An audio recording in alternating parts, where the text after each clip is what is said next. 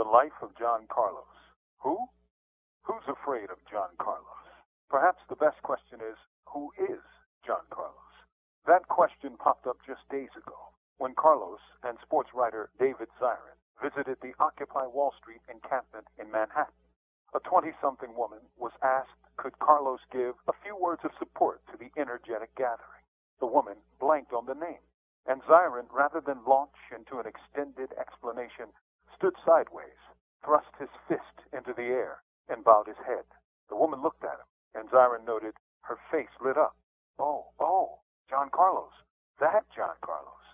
Dr. John Carlos, who made an indelible mark on sports and history in the heat of Mexico City in 1968, along with his partner Tommy Smith, got on the people's mic of the voices of thousands and gave a simple yet powerful message. I am here for you, echoes of 1,000 voices. And then, why? Because I am you. We're here 43 years later because there's a fight still to be won. This day is not for us, but for our children to come.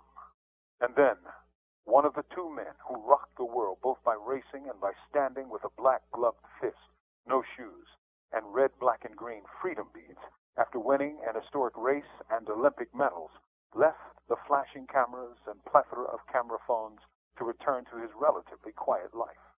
Zirin has just put out a delightful book, authored by Dr. John Carlos, titled simply The John Carlos Story, published by Haymarket. From his Harlem youth to his pivotal 5 minutes on the medal stand at the 1968 Olympics, and then to a life where almost every national institution tried to conspire to destroy both he and Smith, personally, psychologically, financially, and professionally. We learn that dissent still has serious costs in the so-called land of the free. I won't spoil the story for you, but Carlos is a man of extraordinary will and determination, and the book captures it with humor leavened with heartache.